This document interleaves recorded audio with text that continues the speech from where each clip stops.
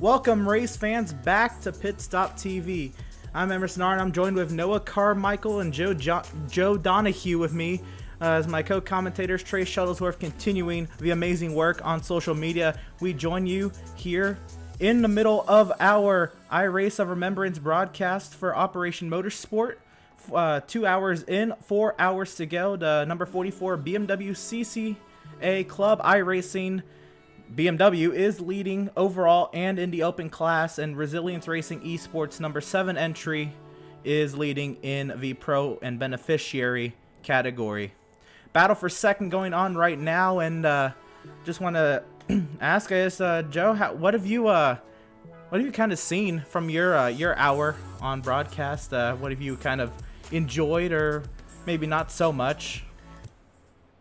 Well, I think that everybody's out there racing very clean right now. Obviously, there's a couple miscues here and there from these drivers, but generally speaking, everybody's keeping their nose clean and running very smoothly. It's only the beginning stages of a very long event, obviously an endurance race with driver switches and whatnot. You don't want to be the guy on your team to make the mistake that takes you out of contention, and a lot of these guys and girls know that, and they're going to be just trying to keep the car on the track, trying to keep it clean, because we're only 2 hours into this race, and so these guys and girls are going to be pushing really hard to make up time, but at the same time they're not going to be, hopefully at least, they're not going to be running off track and running into each other. So I've been really happy to see that everybody's staying pretty patient, but at the same time we have had some really awesome battles. We've seen a couple of cars come up through the field over the course of what's already gone down, and hopefully over the next 4 hours, as we close in on the ending of this one, we continue to see clean yet exciting racing like this. Yeah, it's kind of the nature of the Sebring International Raceway. It's a very interesting track to run around. Just the fact of the bumps, a lot of the WEC teams will come here and they use the 12 hours of Sebring. Back when ALMS went here, they would come here for the 12 hours of Sebring and use this as a testing ground, and they get ready for the 24 hours of Le Mans, because a lot of their eyes, 12 hours here with how aggressive this circuit is the equivalent of 24 hours at Le Mans. So if you look on YouTube, you can look up and see videos of Audi back in their heyday would come down here to Sebring and test their LMP1 cars. It's also just a very historic circuit that brings a lot of history with it. It is a part of the Triple Crown of endurance racing, along with Daytona and Le Mans. And also just the fact it's just a very historic circuit that a lot of drivers and fans come to love. It's kind of known as the spring break capital of Florida come race weekend. And it's a crazy fun place to be, and I can't wait to be there this upcoming weekend for the actual Super Sebring weekend for the closing weeks of the IMSA Championship.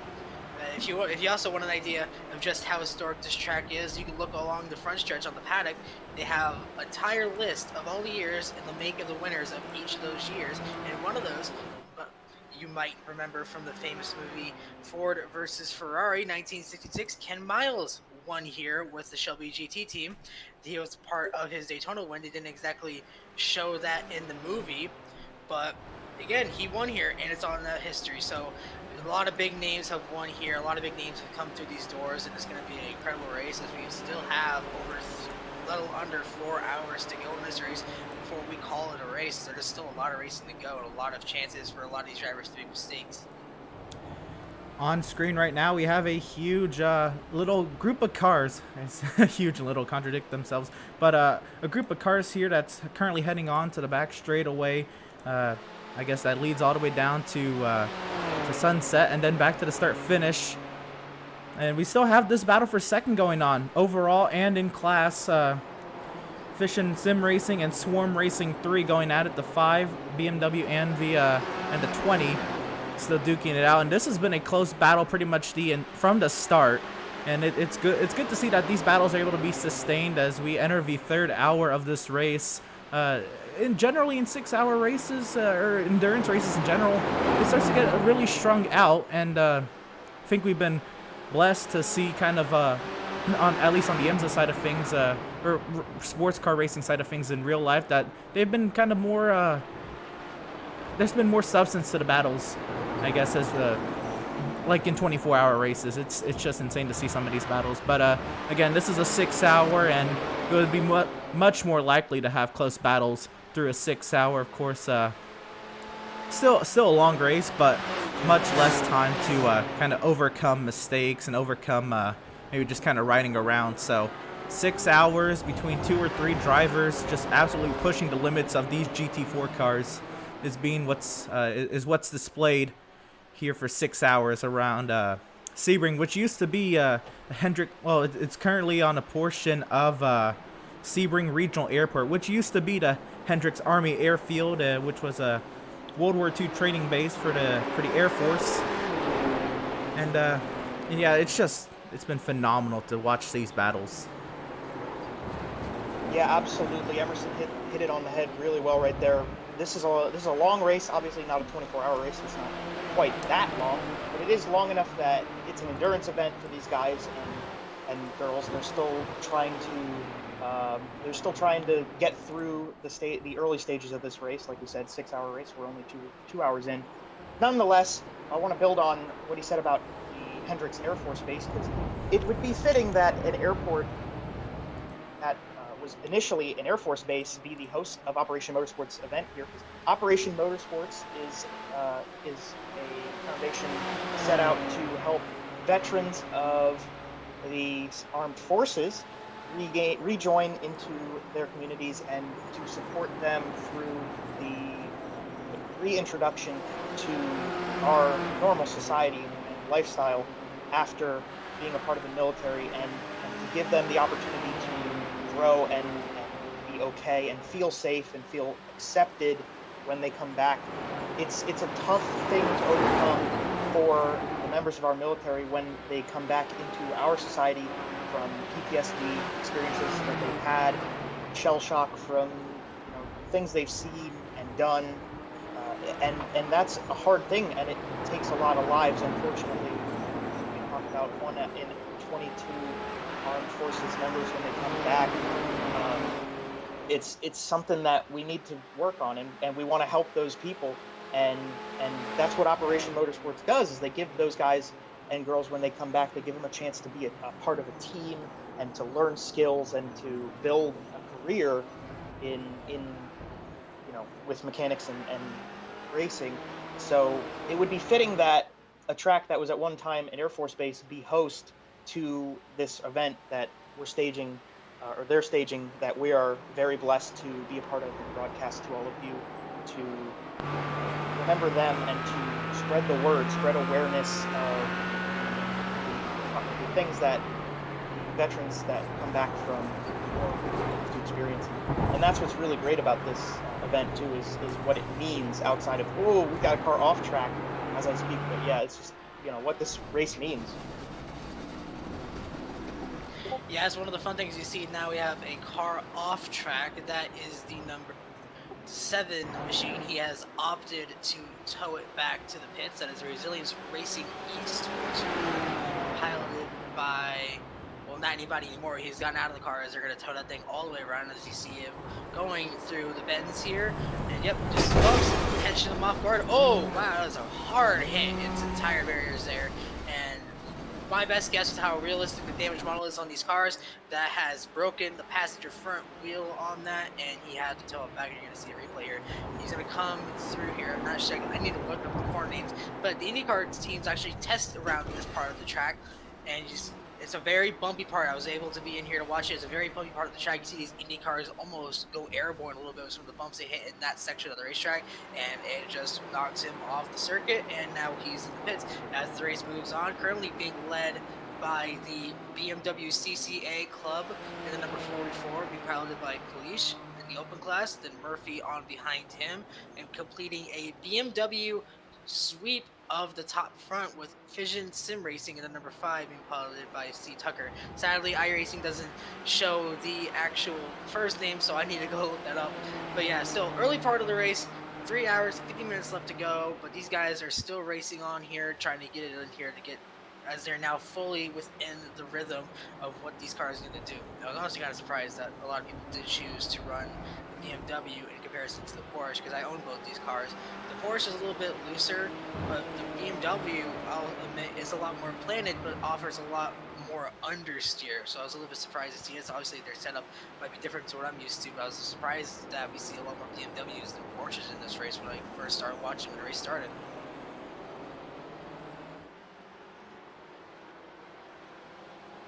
Absolutely, Noah's correct about the handling of these two cars. And over the course of a long-term race, it's up to the drivers, more specifically, whether you want the Porsche with the mid-engine, a little bit more oversteer and less frontal surface area, or the BMW, which more frontal surface area but more understeer throughout the course of the race. And it's a trade-off that the drivers specifically are going to want. But from experience, whether or not you want oversteer or oversteer burns up the rear tires, understeer burns up the front tires. So it's interesting to see which of those two hindrances these guys figure that they'd rather have over the course of the race.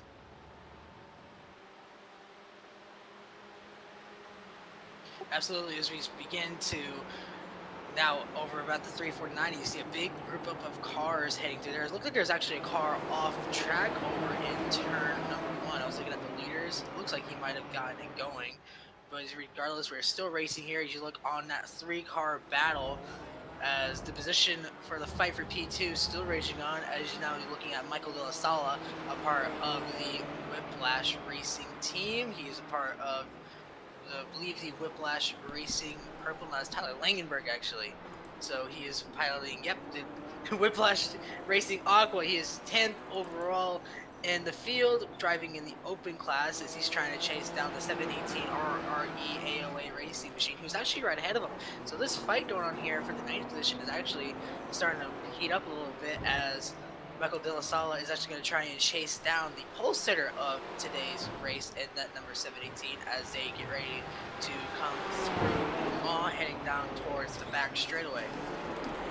Yeah, so Adam Poppenhaus right now is currently in the car to 718 that had a huge advantage coming into the first round of pit stops. Chris Walsh drove that 718 to a pretty big advantage, and then all of a sudden the pit stop happened, and maybe there was some miscoordination on how the driver switch goes down or something to that nature, because Adam Poppenhaus retook the car, came back on track, and once the pit stops were all said and done, he was in about 12th position or 11th position, and so he's been on a climb since then. I think Michael De La Sala was just one of his most recent drivers he's just gone and overtaken. I think Andrew said on the beginning of the broadcast as well that at least he thinks that the Porsche is a faster vehicle, and I haven't tested the vehicles myself to know exactly which is. But that being said, a lot of the drivers did opt for the BMW. I mean, it is a slew of BMWs across all 22 entries.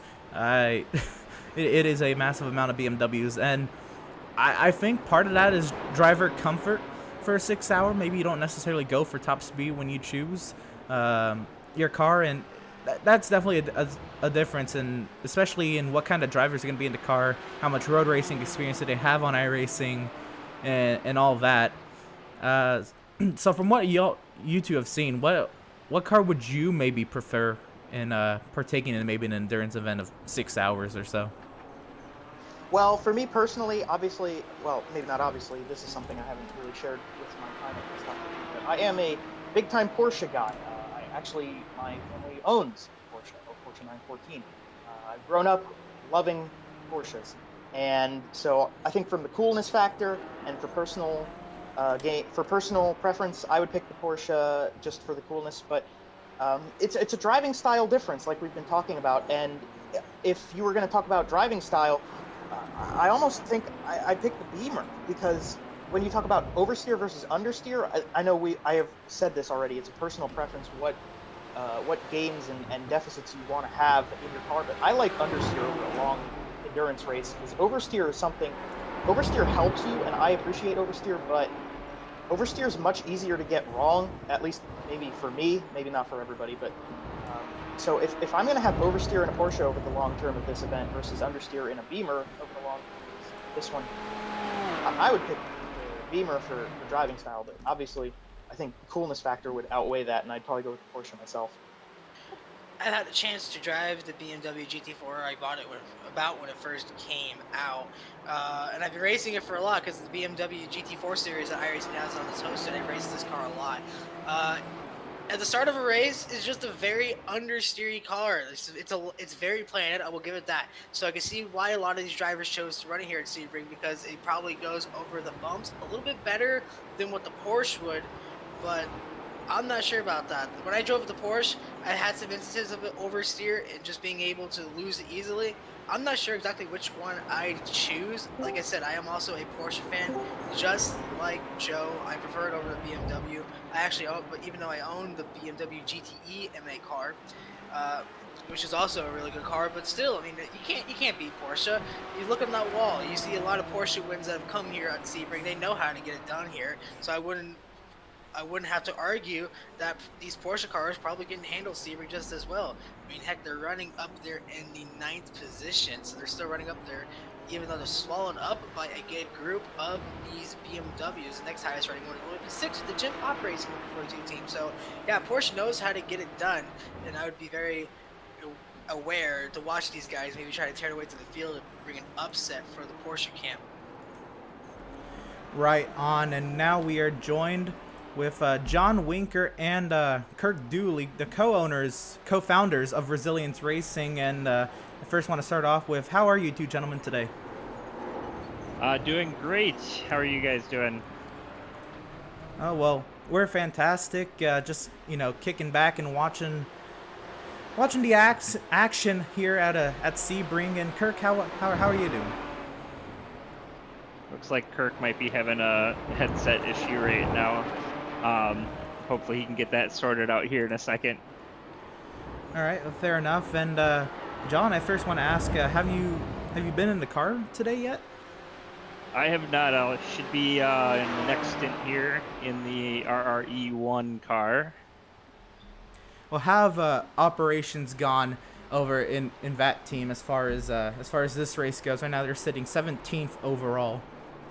Yeah, we were actually doing pretty good. We had a little mishap a couple laps ago and had to get towed back in, so we got a little bit of catch up to do, but overall we're not doing too bad. That's fair enough. I believe actually, we did see that the meeting of the tire barrier on broadcast. Yes. That was rough. But all right, I guess more now to Operation Motorsports, and what is Resilience Racing's part in Operation Motorsport kind of done for both parties? Well, 1 second. I just wanted to check if Kirk, did you get your mic back? I think so. Yeah, just had some Awesome. technical difficulties, so forgive me on that one. But glad to join this, and thanks for such an epic day. Awesome. Yeah, so Resilience Racing, I actually found out about Operation Motorsport just as Operation Motorsport was turning up their venture into iRacing. So Jason was just starting to play around with the idea of creating a league, and through their social media channels, I got connected with them. And Resilience Racing at the time just had missed our first race due to the current pandemic that we're in, and iRacing we were turning to. We had done a couple events with couple endurance events with some other leagues, and the Operation Motorsport one caught our eye because it was specific to veterans, and we definitely knew we wanted to be involved with that. So we've been with them pretty much since their formation of their iRacing venture, and been happy to continue with them. It's been incredible what they've been able to put together with this. It's been great. So as far as the iRacing side of things, how has it been kind of getting acclimatized to iRacing? Has it been maybe an easy process, or has it been rough to try to trim out the glitches in the system? It's been easier for some than others.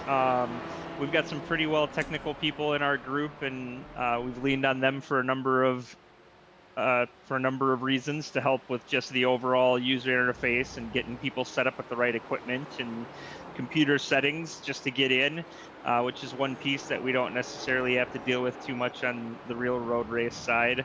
And then as far as like the transition from real road car to iRacing, that's kind of been hit or miss with some of the drivers. Some of the drivers adapted really well to it, and others, it took a little bit longer for them to get up to speed. But overall, I mean, iRacing has always been something that we were looking at as a tool to help develop our drivers, especially as part of our programming where we're looking to develop hand controls. We actually wanted to develop those hand controls to first be used within iRacing and then be fitted into a normal car, so drivers could actually learn the car that they're driving on within iRacing, and then jump into the real car and have the exact same hand control set up, so that it would make that transition easier for them. Right, I was actually just looking at that on the website, and so what is the process, I guess, been to kind of help out with the hand controls? And I know it's different for sim to real life, and so I guess what would be kind of, I guess, the differences between having to make them for a sim as opposed to real life, and what are the difficulties that go into that? Yeah, Kirk, you want to try to jump in on that one? Well, sure. I think one of the underlying goals for resilience when it comes to the real world innovation and engineering piece is to create hand controls that are racing specific and allow you to utilize a manual transmission. That way you're able to stay grassroots, that your Mustangs, your older BMWs, things like that do not require special transmissions and will last for endurance racing. Keeps the cost down and everything. But when you start to enter that requirement again, the ergonomics change radically from what's out there, what's available. So when we think about the conversion for simulator racing, there's a few devices out there. Fanatec has some analog paddles that will allow throttle and brake control, those sort of things. So you can still get active right now, which is such a benefit of the virtual world. But we are still looking to innovate an actual hand clutch for a shifter that will help bring together those ergonomic differences, what we're trying to do with the manual transmission. I think that is really cool, in order to give these drivers the maximum experience they can have when it comes to wheeling a race car around a circuit like here at Sebring. And I know it's on the sim, and I know it's not the same as doing the roar in real life, but what does it kind of mean to y'all to kind of be participating in an event at Sebring, which used to be a World War II airfield for training for the Air Force. Well, I think it's an incredible, opportunity to be able to do these things that are so realistic. I mean, while there might be some learning challenges between going from real world into the sim, there's no question that it's one heck of a trainer for everyone, and to be able to experience iconic tracks like this in such realism, you can't beat it. And really, when we think about once we've gotten some of these more specialized hand controls outfitted, it will be crucial to spend a lot of time, on iRacing, just putting in the reps, getting that muscle memory down for all those unique, hand functions. But nonetheless, to be part of a race like on this weekend with the race of Remembrance, very cool, especially doing it at a track like Sebring. Right, and then so just one final question: with your 3 entries, and right now, I guess the second entry right now running the highest in the running order. What's kind of the game plan to get yourselves back into the race and seek out the maximum position you can kind of get out of today's race? So we technically have 4 entries. So the AOA RRE car is actually one of our dual entry cars, and then we do have 3. So we have 3 total entries in the pro beneficiary class, and then we have a 1 open entry. I mean, strategy right now, for the most part, across most of the teams is pretty much the same. Maximize laps on track and as few incidents as possible. The drive-through black flag penalty is not that hard to get hit with out here. When you get into a little bit of traffic and accumulate a couple 4Xs, and then drop a tire or 2, and it's pretty easy to rack up those 15 incidents and easily get hit with the stop and go, which is pretty detrimental. So I think just clean races and keeping as many laps as we can is really the strategy for most of the teams right now. Right on. Well, I thank both of you gentlemen for joining us on the broadcast today. I hope you continue to enjoy the coverage and the racing that is out on track in this iRace of Remembrance here with Operation Motorsport. Once again, just want to thank John Winker, Kirk Dooley joining us, the co-founders of Resilience Racing, and thank you for joining us today. Absolutely. Thank you. Thank you very much. Take care. Right on. And yeah, so Resilience Racing, I guess I have to get updated on that. So the number 718 Porsche from Resilience Racing was is a co-entry with Resilience Racing, was having a great run, as we now said a couple times on broadcast. And so right now they're in 10th. They've actually fallen back behind the number 77 Whiplash Racing Aqua, and I'm not entirely sure if this is because of maybe popping out, maybe pushing the tires a little too much to maybe regain some of the time lost, or De La Salle's just been absolutely phenomenal at holding on to those tires. Well, yeah, De La Salle has been doing a really good job with the Whiplash car, but the RRE AOA number 718 here that you're seeing, when we were talking with John and Kirk, the car actually looked like it was maybe falling off. The tires starting to fall off on that car, and it was starting to become a little bit more of a handful to put that Porsche on the racing line and keep it clean in the corners. So fell back a little bit there, and the number 77 got through. As we were talking with John and Kirk, it was really nice to have them in here and talk on behalf of not only, obviously, what we're doing with Operation Motorsport to help veterans, but also the technical side of what they're doing to develop electronics and mechanical opportunities to put in cars for these guys to come out and race in the real world. And it's really awesome to see yet another application of iRacing in the real world, is to try to develop technologies that you can use in cars, but you do it on iRacing because it's obviously going to be a lot cheaper and easier to work out the intricacies and work all the kinks out of a system like that here on this program, rather than actually creating it and implementing it in a race car in real life. A lot cheaper and quicker to do that.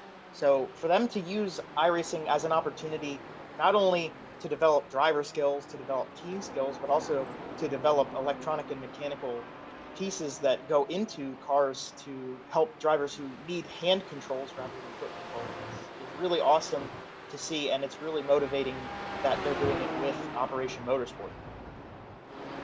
Yeah, it's one of the cool things about getting to do these league races is that you meet a lot of guys who do real life racing, throwing it back all the way to early March when we were covering the Lucky Dog Sim Racing series. A lot of those guys were almost all those guys were real life racers, and when we had the opportunity to talk to them, they had actually raced at a lot of the tracks that we were at, so they got to tell us a bit of what the differences were like and the challenges that they had switching over from real life cars that are racing to driving these almost the same cars, because the GT4 came in later in the season. They did have a game course. The only car that's not in here that was in that series was the Audi TCR. So kind of like based off the IMSA Mission Pilot Challenge that's actually going to be here this upcoming weekend.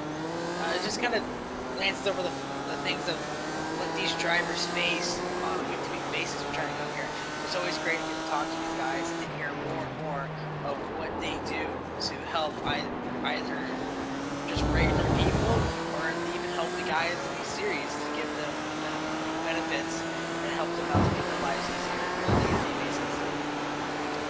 So we pick up with this battle for the 4th position overall, and a couple of guys we know. Tyler Langenberg, obviously driving the Whiplash Media number 78 entry, the Whiplash Media purple entry. So he's trying to chase down the number 70 Rocket Surgeon Racing entry, being driven by Dustin Burkhalter, one of the Operation Motorsports regulars in the series. And it's it got really tight through the center portion, but it looks like he's able to pull the gap on the straightaway into Sunset. Now we ride on board with Burkhalter, and he's running pretty much where he's been. He started 6th, and I guess our graphic says he's been as high as 4th and as low as 4th. But yeah, Burkhalter just continues to do a nice job of holding onto the car and kind of hold off Langenberg being pressured by him so much. He's actually opened the gap now. So maybe a little bit of fade on the tires of the Whiplash Racing BMW. Yeah, we've been seeing that Whiplash car slowly trekking up through and making position in the order of this race. Now, we've got about 3 hours and 30 minutes to go. We hit that mark just as I started speaking on behalf of the Whiplash Racing Purple number 78 car.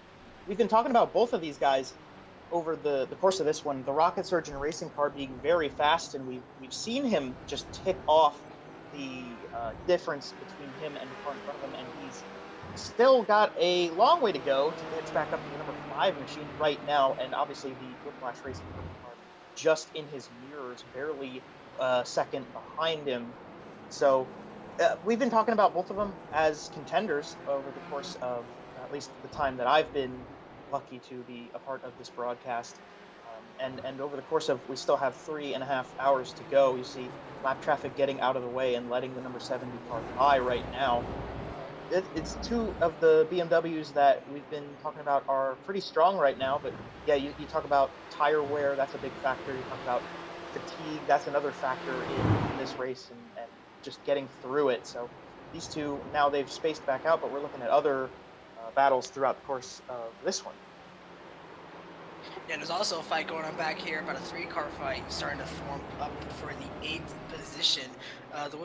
The other Whiplash team, the number 77 Whiplash Racing Aqua, piloted by Michael De La Salle, he did get around like we said, he got around a 718. He also got around a 927 of Sean Knight. Sean Knight has actually started to fall off the pace, and that number 718 of Adam Poppenhaus is actually starting to close the gap on the number 927. So he's starting to close the gap on the 77.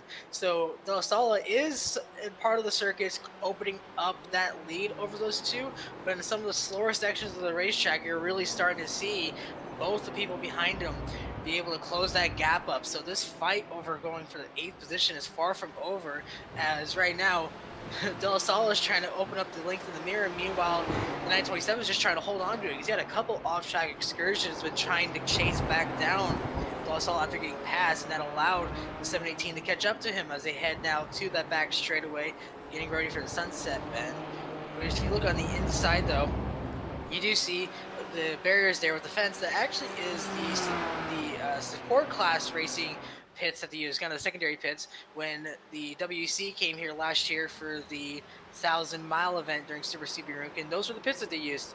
So there's kind of like a little bit of a Martinsville pits road setup here, where they use both the front stretch and the back stretch. Can't use both pit runners now to make their way down the front stretch as they get ready to complete their 68th lap of the event, as we're still almost closing in on that halfway mark of today's race. Yeah, as Noah said, 68 laps complete by the overall leader, or I'm sorry, 68 laps started, 67 laps complete by overall leader. And yeah, it has been for what it's worth, and I know, it's not a large field or anything like that, it has been a very clean first 2.5 hours to this event. And that's a good thing. We want to see all these competitors who entered, and of course entered this event with purpose, to honor veterans and remember and honor their service that they've remember them and honor the service that they have contributed to their country. And so that being said, we want them all to stay on track and finish this event. I know it can get difficult. Sebring is no easy track by any means. There's straightaways and all that, but there's a lot of low and medium speed corners that can really catch some of these drivers out. Track limits are not as so defined by grass as well, so there's some sections of the track where there's paved runoff that iRacing will give you a slowdown if you use too much of it. So a lot of challenges these drivers are going through, and for it to be a so far clean 2.5 hours is pretty remarkable. Only a couple incidents involving maybe 3 or 4 cars. As far as I can tell, there's possibly some we might have missed on broadcast, but it's looked pretty clean. There's still 11 drivers on the overall lead lap. Yeah, and especially, I mean, we don't ever want to see our competitors falling out of races. We want good racing anywhere we go, but to be here, this race means more than just a race. It's more than just guys out on a track with cars running to be victorious, as you see. We're looking at maybe having a pass for 9th place right there, a little bit of a dive from 7 move down to defend, but on his outside now, and maybe an over-under opportunity here out of the final corner. Yes, indeed, Poppenhaus puts that 718 down the inside of the 927, and that Porsche moves up, as I think the 927 might have been coming into the pits. Yes, indeed, so you move that Beamer into pit lane as he's going to come get some service for that car. This race, yeah, like I said and was saying, it means a lot more than just people out on track racing for victory. They're racing with a purpose. They're racing to raise awareness of the mission that Operation Motorsport is out here to do, is to raise awareness for veterans and to remember those who have fallen, help those who have come back into our society, give them opportunities with motorsport to build as a team, to make connections, and to learn other skills that they can use in their lives. So to see all of our drivers out on track, obviously some of them have had issues, have had good service to recover from incidents on track. Everybody's out here just to race for that. And I think that even if you're 3 laps down right now, you're still running laps and you're still a part of something bigger than just getting out front and leading and winning races. Yeah, obviously coming along with this, it's just a 6-hour event, so there's a lot to still be raced here, so a lot of them aren't really going to be trying to force the issue too much to try and get these positions, because again, a lot of these guys, like you're seeing right now, these guys are a lap down, so they have no real reason.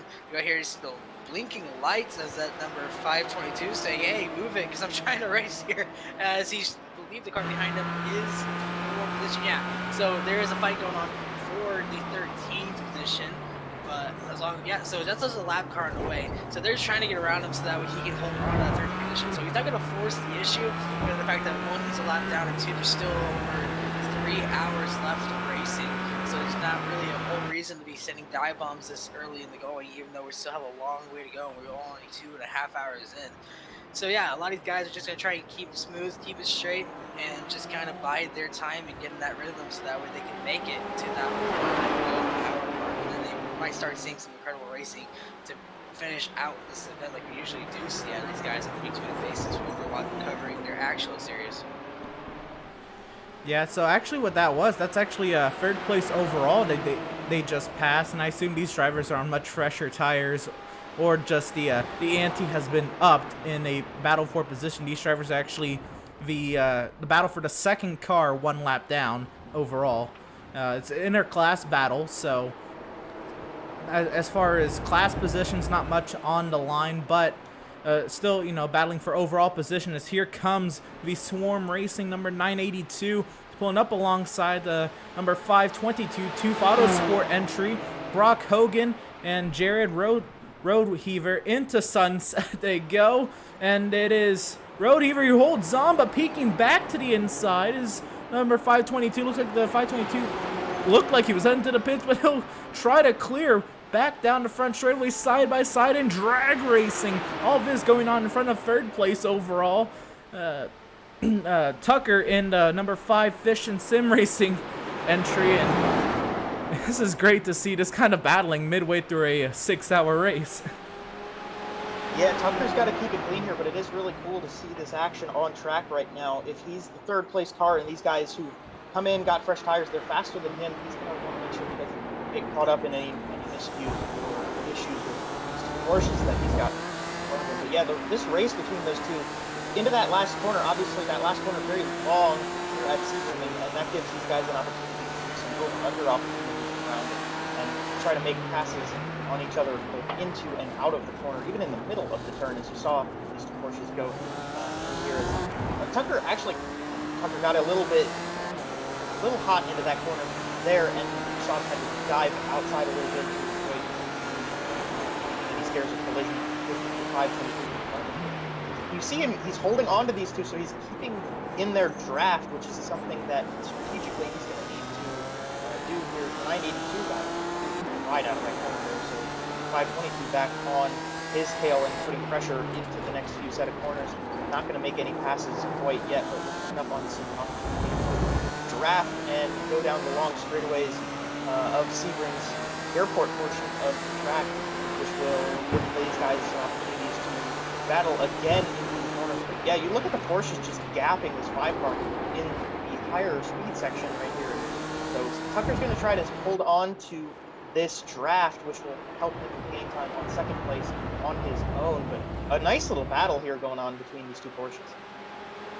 Absolutely. So they make their way down towards Sunset Bend once again. They're going to go side by side heading into those final corners, into the bumpiest section of the racetrack is what a lot of drivers think of. Respect the bumps here at Sebring, or else it'll bite you back, and that's what they're trying to do while fighting each other. They're going to protect the bottom. That's going to allow the 5 car to maybe swing around the outside. Not going to do it. You're talking about maybe just trying to let him race, or just the speed difference between the Porsche and BMW. It might just be he's kind of limiting himself back because he doesn't want to get involved in this, because one small move, he could be taken out of third place. Like we talked about, there's still a lot of racing left to go here today before we even get close to the checkered flag. So he's just saying, I'm going to let these guys race out, and if they wreck, then I'll pass them, but I'm not going to force the issue. Well, at least they were fighting as hard as now we're starting to see the gap open up, but I don't think this is going to be over by a long shot between either of these two. Neither of them want to give it up a second, and they want to take this 12th position. Yeah, of course, once again, this is an inter-class battle, but it looks like this 982 of the Swarm Racing entry looking to gap now on the Tooth Autosport entry behind, and Roadheaver's only about 10 seconds behind Brolsema in the number 10 Team Crashed entry. About 10 seconds up the road, you'll find, yes, this number 10 Porsche. This could become the battle for 11th, and then if somebody makes a mistake ahead, it could be a top 10 overall. And there's still a lot of racing to go, and so anything is up for grabs, really. But if Roadheaver can really put together a nice run on Brolsema, and he has... actually don't have that information right now on what kind of tire life that Roadheaver has on Brolsema, but he has closed already a little bit. I don't know if this is sheer pace and or could be a factor of when each of the drivers pitted. Speaking of pit stops, should be coming up in towards the bottom of the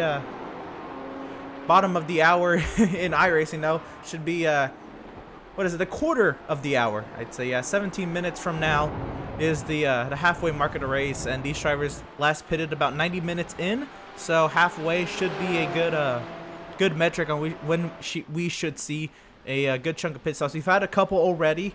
Those are just alternate strategies. They're drivers pitting earlier, not trying to risk tire life, and just trying to go for what they feel most comfortable with. And on old tires, it can really get treacherous out there. Absolutely, Emerson's right about that one. The 90-minute stint length is kind of the expectation. That's kind of like your long stint. That's going to minimize the amount of time you spend on pit lane. That's about as far as you can go. At the same time as that, we know there are a couple teams in the field focusing on hour-long stints, so they're going a whole 30 minutes shorter per stint, trying to keep the cars in better shape. Like Emerson said, tire wear is a big factor.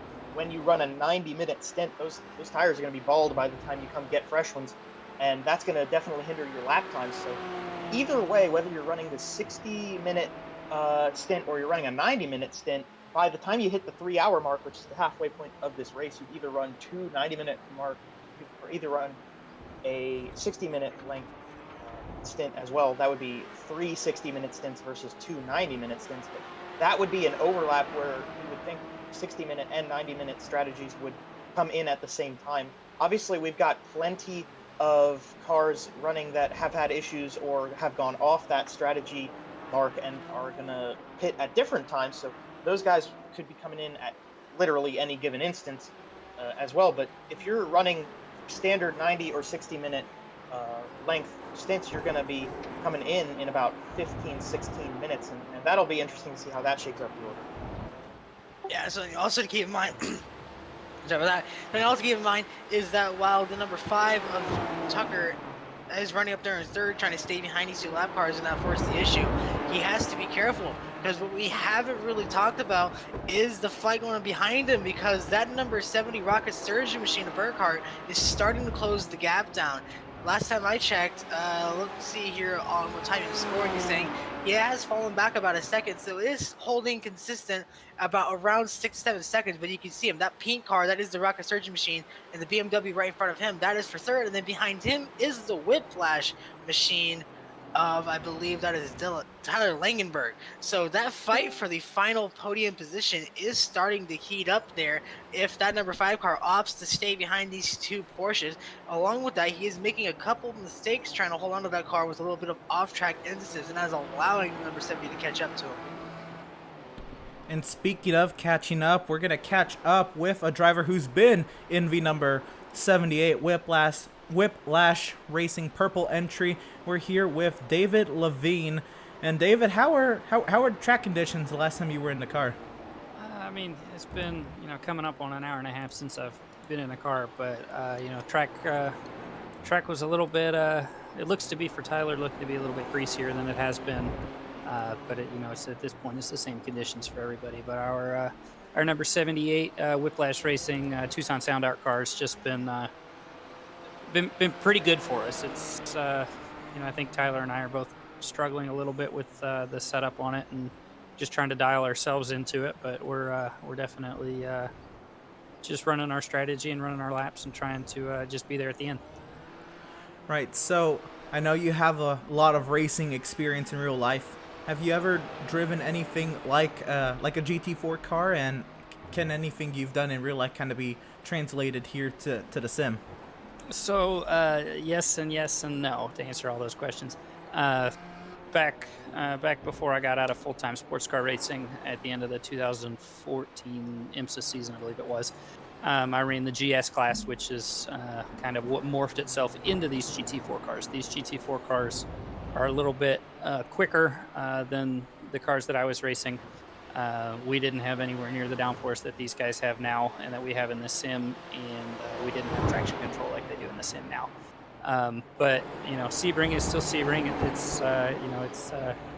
It's the same old racetrack that it has been for as long as God knows how long. But really, it's just been a lot of fun. So the biggest thing to take away from Sebring, and everybody says it, is you have to respect the bumps, and really that's just all you have to do. You pay attention to the bumps, make sure they don't, unsettle the car right when you want to get back to power, or right when you want to grab an upshift or a downshift. You just really have to be conscious of where all the bumps are at this such great historic racetrack here at Sebring and Hendricks Field.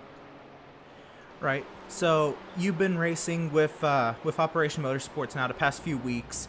And what does it mean to you to be a part of, in a way, be a part of such a meaningful organization? What effect has it had on you, possibly? It really, over the years through racing and stuff, both real life and through the sim, I've had the opportunity and the blessings to work with a couple really great charities. And the guys at Operation Motorsports are hands down one of my favorites. I really can't say enough for everything that they do. Both on and off the racetrack. I've had the pleasure of racing against one of their own in the Grand Am series back in the day. And then I've got a couple friends that are currently active duty. So when Andrew gave me the shout to say that it was, he needed me to run the Tucson Sound Art and permanent makeup and main car in this Operation Motorsports League, I jumped at the opportunity to do it and kind of race for my friends that are, like I said, current active duty, and more importantly to especially today to race on Remembrance Day for all those brave men and women who sacrificed everything for us to be able to do this today. Yeah, that's hard to follow up. That was pretty powerful right there, and it's amazing that you have had these experiences racing and interacting with some of these beneficiaries, some of these people here at Operation Motorsports.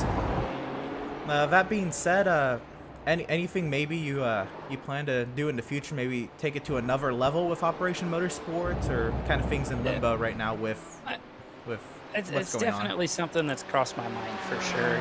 We've got here with David Levine Racing and a little partnership with Whiplash Racing. We've got I've got a 1990 Spec Miata that we run in endurance racing, some Champ Car stuff, and some Lucky Dog Racing League stuff.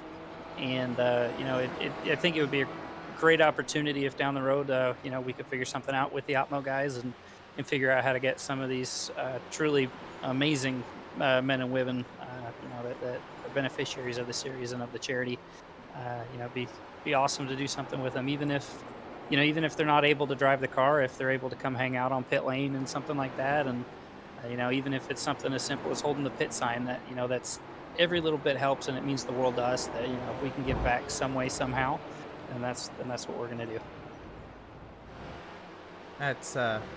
That's great. I do hope this comes to fruition a lot more, and of course, kind of in limbo, waiting, of course, what's going on in the world right now. So hopefully we can get back to it as a whole pretty soon. Back to this race, the strategy with you and Tyler. What's it been, and is the pit stop in the loom at about halfway? Do you have to get back into the car soon? Yeah, I'll be getting back in the car in probably 10 minutes or so. I think I'll do the next hour and a half, and then Tyler will be back in the end. Last couple days I've been dealing with a stomach bug, so I've been kind of a little bit under the weather. So I wanted to, I feel like Tyler's been a little bit more consistent than I have been so far today. So we figured that was going to be the best call. Is just kind of me to, as much as I'd love to finish this race and be able to, possibly go toe to toe with some of the quick guys, Chris Walsh and guys like that. I think discretion is the better part of valor in this case, and just let Tyler do his thing at the end, and sit back on top of the pit box and hopefully be spraying that virtual champagne on the podium at the end of it. That's for sure. There is plaques up for the podium, and that being said, what's the likelihood you can get this number 78 Whiplash Racing purple entry onto the podium here in the open class? Of course, top several drivers, actually more than 8 drivers, are all open class, top 9. So you have a lot of competition up there in the running order. What's the likelihood you can catch these 2 cars ahead of you that have been battling? I think right now the best bet, like you said, is to just let them keep on battling and burn their stuff up. Tire wear here is, pretty much as expected for an old bumpy airfield like Sebring, it's it's pretty rough. I think my tires at the end of my stint were down to probably 75% life, and it was pretty tough the last 20 minutes for me. So I think our best bet's just going to be, go out there, be smart, run all the laps, and I think we're on pace. We're probably a little bit quicker than the 5 car, the 70 car.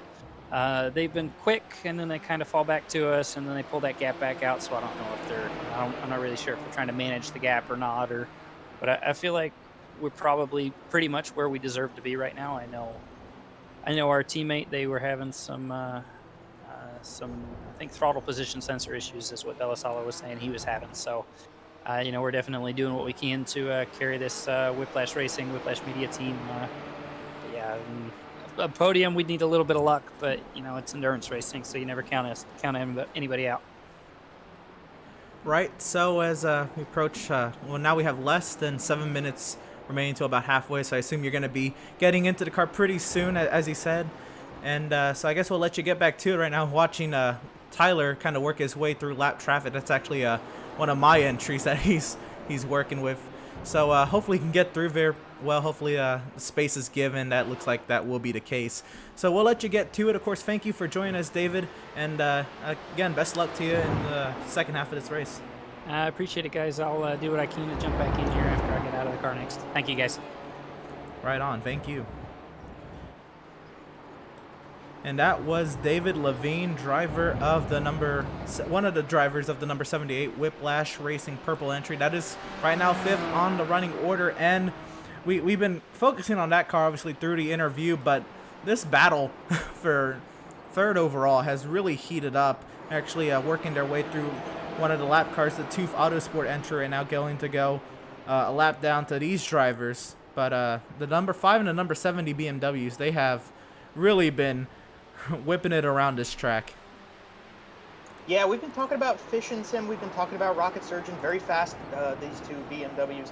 And obviously they've got to worry about this Porsche with them right now to get around and put them a lap down and put them behind these 2. But yeah, Rocket Surgeon's been digging all day long. We've been seeing them come up and fall back through the field. And like David said, the gap closes and regains itself between the current number 5 position car, the Whiplash Racing purple machine, and the Fission Sim and Rocket Surgeon cars.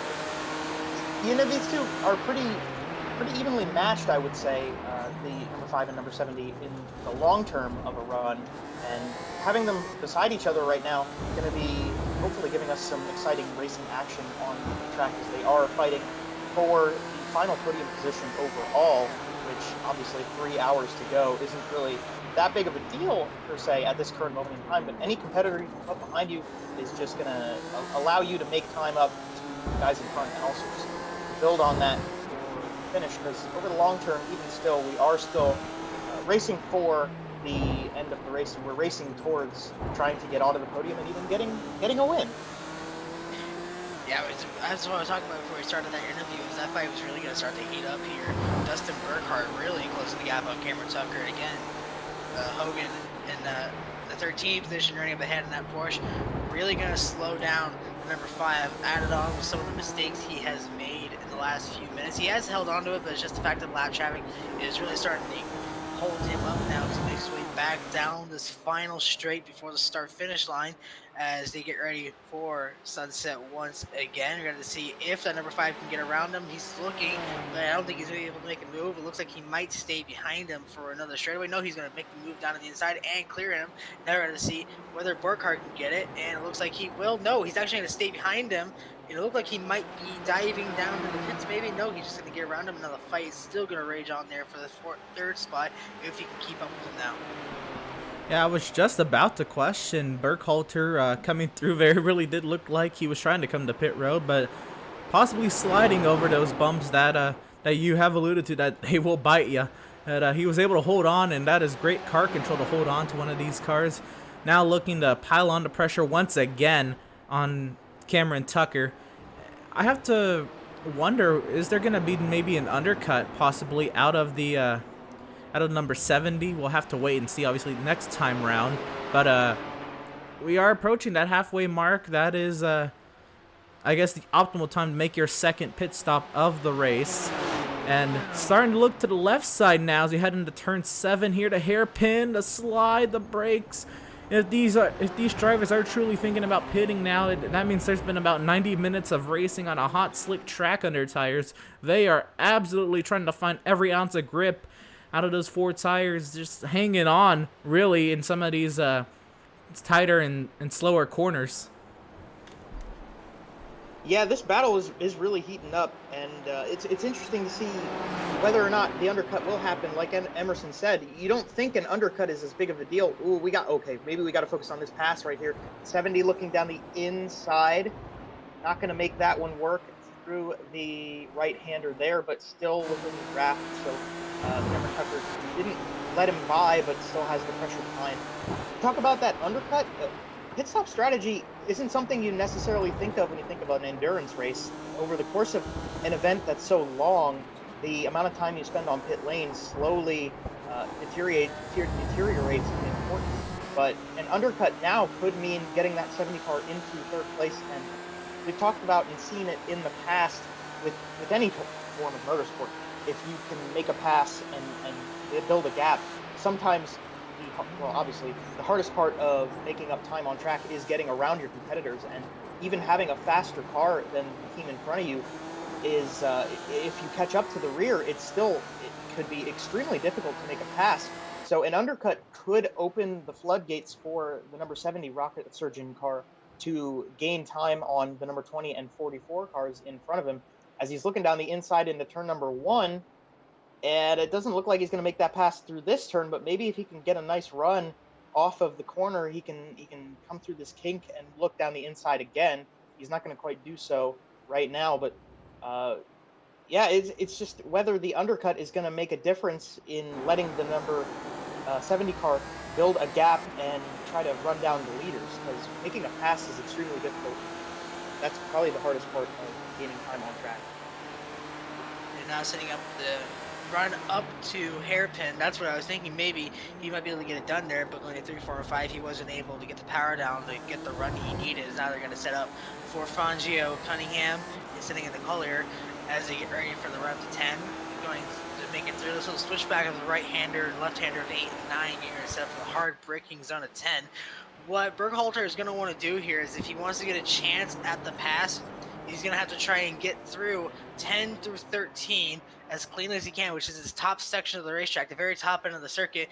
Set it up for Tower and try to get that run going off of this next corner. If he can get the run here, he might be able to get something done heading into Bishop.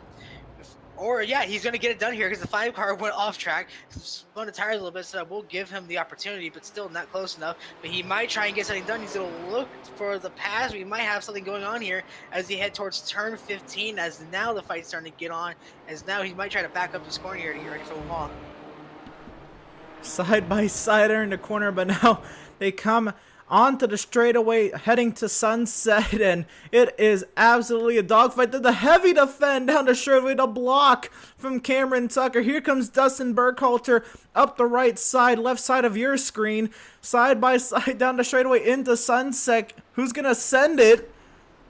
It looks like they both kind of sent it, but they're still side by side.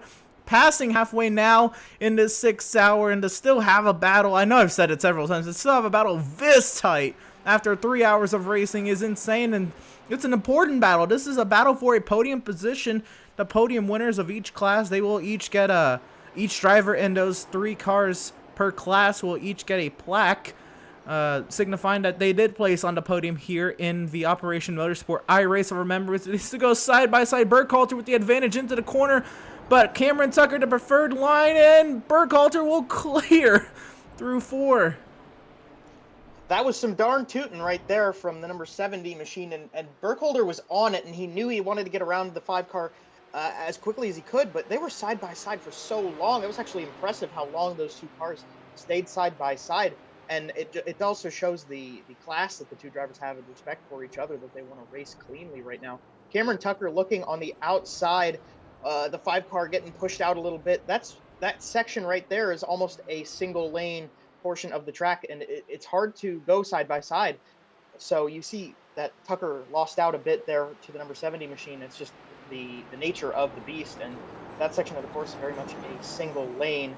But the 5-car gain time in the middle of the corner there dove in a bit, stays on the bumper of the number 70 Rocket Surgeon Racing machine that Dustin Burkhalter is running right now. And the number 5, actually, he's went wide through that corner, but I think we've seen that a couple times. That might be a strategy or just a preferred line through that corner for Cameron Tucker.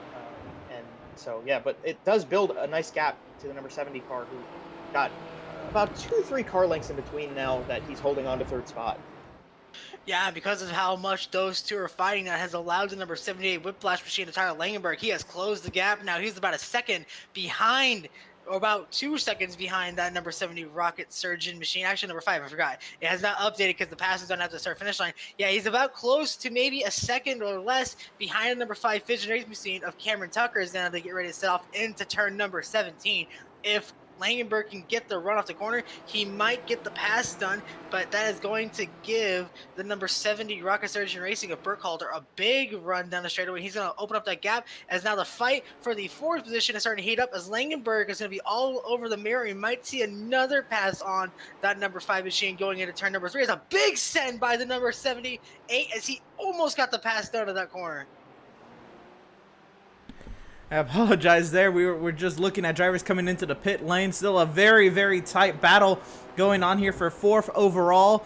And Langenberg, we heard David Levine's going to get back into this car. So what Langenberg's got to do is, get all you can, but do not damage the car. Do not force Levine to have to do more than just try to keep the car in its spot. They go side by side now into the hairpin, maybe. The squeeze from Tucker. What? Wow, Tucker doing his best. He's really trying to hang on to those tires. It looks like he's hurting by staying out longer, so I would expect Tucker, maybe of this trio, to come in first. He's looking like he's feeling the effects of the tire wear the most. Yeah, absolutely. And we saw how they were side by side. The number 70 and number 5 machine were side by side for so long, and they were racing each other so hard. That's the type of thing that burns up your tires quicker than the competitors who are behind. And the Whiplash Racing purple machine right now, that was what he needed. He needed those two to burn each other out a little bit more while he stayed clean, ran his line, and optimized the abilities of his car and preserved it too, to have this opportunity now where he's caught back up to Cameron Tucker in that number 5 BMW. And maybe the car is slightly better. Obviously, you can see Cameron Tucker gapping him a little bit here at the current moment. But yeah, you talk about if you're going to burn up your car racing hard for 3rd position and you fall back into the grasp of the number 78, who's in 5th right now, you'd think that the 78 would have the advantage. Yeah, look back now to the fight going on for the 8th position between the really slow motion, as the pass has actually been done by the number 77 Whiplash machine of Michael Della Sala. There's a lap car right in front of him, so that is not for position, but that is going to tighten up this fight between them and Kurtz as they make their way up to turn number 10. That fight really closing in now. So both the Whiplash guys have a mirror full of another BMW trying to get the pass done as they make their way to the top section of the circuit, heading up towards Cunningham Collier Tower once more. The little trace section. What you'll see maybe through the screen here is once they get off of 13 down this straightaway, right outside of that area on their left hand side, that is actually where the current airport is. So when you're at these events, you'll actually see from things such as just recreational planes to even big jumbo jet planes, whether those be maybe Air Force, like military planes, or even like a FedEx plane. They do come out of there a lot. So even when you're at the races, you will see those guys come out here. As out here comes that really slow motion machine with the run down the straightaway. It looks like he will clear him now going into turn number 17. So it is going to be the pass for the 7th position, as they're still door to door heading into that corner. Yeah, we saw 4th place driver Dustin Burkhalter. He brought the number 70 Rocket Surgeon Racing to the attention of his crew, and they swapped out drivers. Now put Paul Lindsay in the 70 as he tries to get back to work in the Rocket Surgeon Racing entry. We continue to duke it out here, but another entry into the pit lane This is the Gen Pop Racing entry, number 42 Porsche, sitting on pit lane now, getting excess of 40 seconds of service, so possibly damage they're attending to, and now pulls off the pit lane. Smith taking over the control of the 42. We continue to wait for the top drivers that are still out here. Actually, second place driver Swarm Racing's Sean Murphy into the pit lane.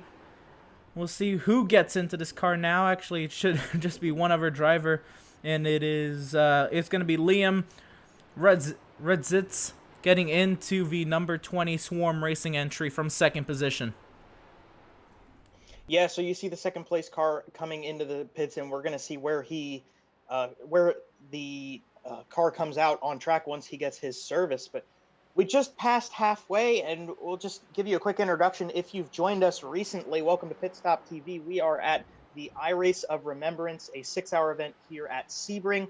Emerson Arden, Noah Carmichael. I'm Joe Donahue. We got Trey Shuttlesworth on social media with us at the current moment as well, bringing you a race of remembrance that has more meaning than just a race. It's more than just drivers out competing on track. We are raising awareness for the mission that Operation Motorsports is taking part in, and giving opportunities to veterans coming back from serving in the military to partake in a team effort, be a part of motorsports, learn new skills, and also to obviously remember those we've lost, and bring attention to how hard it is to get our military veterans back into regular society, something that a lot of people who don't have direct military ties might not know a lot about. But it's really awesome what they do for the veterans, and we're really blessed to be a part of it as well.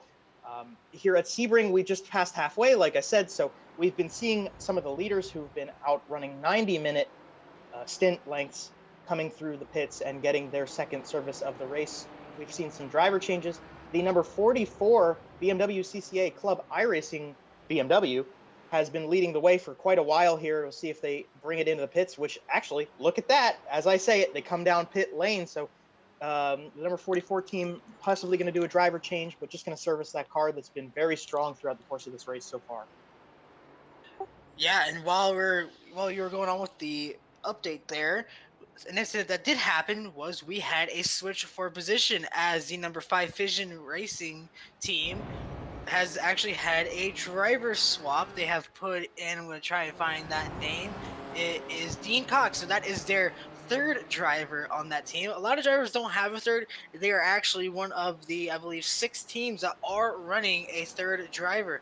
But because of those few extra seconds it takes to get a new driver in the car, that has allowed, actually, no, so that was just a fast pit stop, because David Levine, who we just talked to not too long ago, he has gotten back inside that number 78 machine. He came back out. Obviously, we talked about him. He has a little bit of real life racing experience, I believe, here as well at Sebring, so he actually knows how to get his way around here, be it not in a BMW M4 or BMW MA GT4, but still he's able to get the jump on the number 5 in the pits, and that is going to boost him up to the, I believe, now going to be the 4th position, as yes, right ahead of them is that number 70 Rocket Surgeon Racing Machine. They have been taken back 3rd, so now it is going to be the top 3 is the BMW of the 44, who's already back out, the number 20 Swarm Racing Machine, and then running back in 3rd is going to be the Rocket Surgeon Racing Machine of, I believe, as I look through my list, that is Paul Lindsay inside that pink and black BMW as they make their way down the front straight once more. Just a reminder that at the bottom of the, at the top of the iRacing hour, we have the battle actually going on, so I'll actually get to it in a minute. Look at this, side by side down the front straight away. They're passing the lapper there. That is, I can't really tell who that is, but anyway, Levine under heavy attack from Cox, and Cox will try now trail him through the through 3, 4, and 5. They'll head into the hairpin here momentarily. That's the next best passing opportunity, and if Cox feels he is definitely faster than Levine, he's going to want to get it done quick, because Lindsay continues to open up a gap on the number 78. That's now gone from 7 to nearly 8 seconds, and it looks like Levine actually got the better run as they head into the hairpin. Now Levine will hold on. Oh, a little bit of a wheel hop there into the corner. That's going to allow Cox to pull up alongside, but Levine almost kind of helped himself there, got him a better exit, kind of getting back to the throttle a little bit sooner. And he'll hold on at the moment to the 4th position there in that number 78 Whiplash Racing purple entry. And in about 47 minutes time, 45 minutes time, we will be switching over to our third part of our broadcast. Andrew will be taking back over the production controls. He just got himself a little bit of break, get himself some lunch, rest up a little bit, and so he can take us through hours 5 and 6 through the end. And you won't want to miss it. Of course, stick with Pit Stop TV, with Operation Motorsports, iRace of Remembrance. Again, in about 45 minutes or so, we will be switching over to our third part of today's race. Yeah, so be sure to tune in and stick with us through that transition and stick with us over the course of that one. But yeah, as we've been seeing on screen, the Whiplash Media car and the number 5, that is David and Dean. They're 2 racing machines going hard at it, and they've been staying with each other for quite a while here. If you remember back, we saw the number 70 and number 5 cars battling each other, and that was an interesting little fight that they had. But the 5 car fell into the grasp of the Whiplash racing machine that got around him, and now they've stuck together and they're still racing really hard. 2 hours 45 minutes left in this one, but they definitely want to stay with each other. Yeah, those two are, if they want to be able to have a shot in position, if the 5 wants any shot at taking back that spot, he wants to stay right on that tail of David Levine, because if he lets him get out to the lead, Levine will open the gap. He's a very quick driver behind the wheel, and he knows how to get it done. He will, as he is still holding him off. Back when he had Langenberg in the car, there was a little bit of a fight being put up there, as wow, the number 5 of Cox is actually going to go off a little bit, heading down into Bend. So that's going to allow Levine to open up even a further gap on the run up to the hairpin, past where the Sebring Hotel is, right there on the outside. Oh, a late send by Cox. Not going to be able to do anything. I almost thought that was going to be a tailgate hit by the number 5, but instead he is able to avoid it, as now they get set up for turn number 10. But that was a very close call between the 5 and the 78, as they still rage on here in the 4th place position, which is allowing the number 70 Rocket Surgeon Machine of Lindsay to open up that lead as he tries to run down the number 20 Swarm Racing. Again, we'll try Ruzitz. I'm going to stick with that. He tries to run him down almost about a 30-second gap for that second overall spot. Now you're looking at another fight as they head across the start-finish line for the 8th position.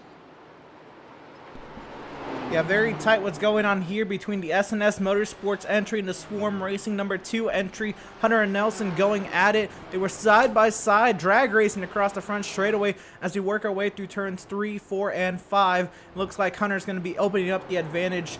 Now we have actually another battle. Anderson under attack from a couple cars. One of them's a lapper, but I guess the 4th Resilience Racing entry in that number 718. Chris Walsh has retaken control of the 718, and Chris Walsh, oh so fast. He took that number 718 to a huge advantage very early in this race before the first round of pit stops, and then a miscue on their first pit stop sent Chris Walsh and Adam Poppenhaus back into the running order. So Walsh now tries to repair the mistake that was made. That lost him about a minute and a half, almost 2 minutes worth of time on the pit lane.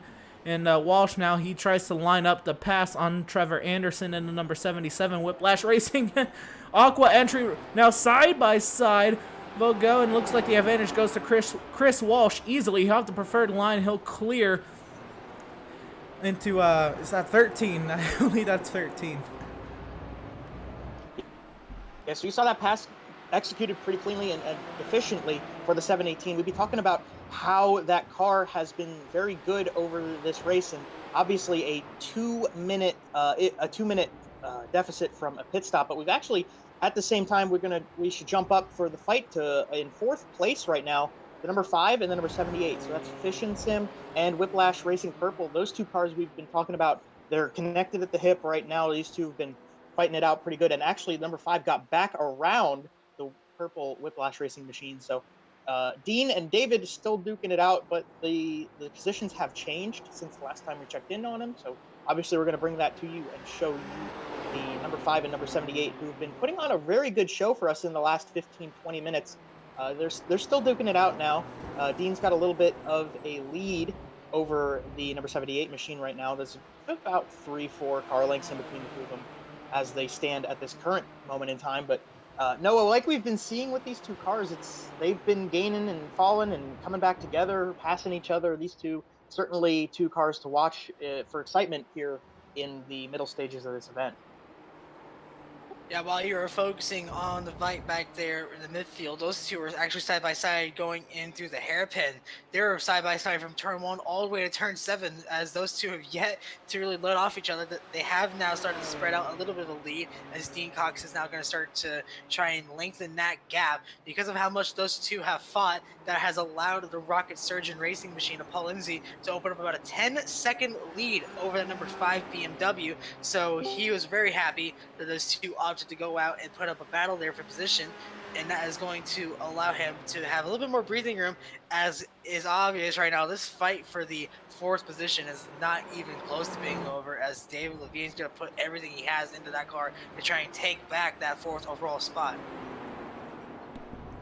That being said, a lot more spots to be talked about back in the running order, and one of the spots we're going to talk about here is running 12th overall, and one of our pro beneficiary clash entries, number 10 team crashed entry. We're going to be joined with the one of the drivers in that car, Fia Brolsema. And Fia, how you doing? Great, how are you? I've been all right. We've been all right. Just enjoying the action. First, just want to ask, how are the conditions on track to you? What have you kind of seen, and what has changed over your stints?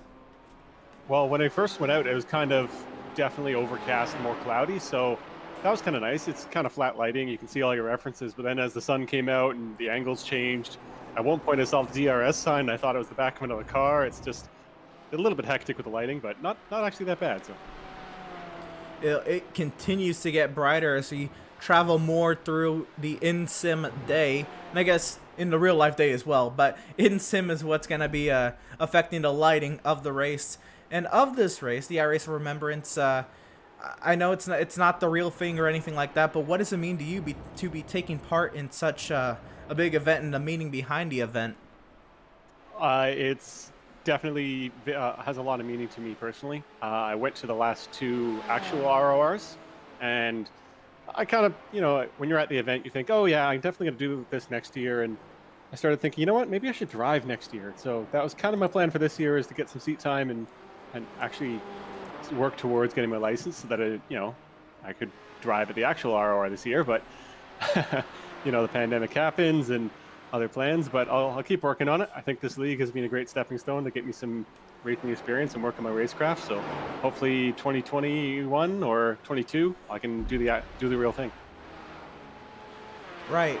And that being said, I guess you said this is going to be a great stepping stone, but to what extent is running in an iRacing endurance race and running the Operation Motorsports races and all that how has that helped you kind of, I guess, set yourself up for when you ultimately want to, and hopefully you're able to do this in person?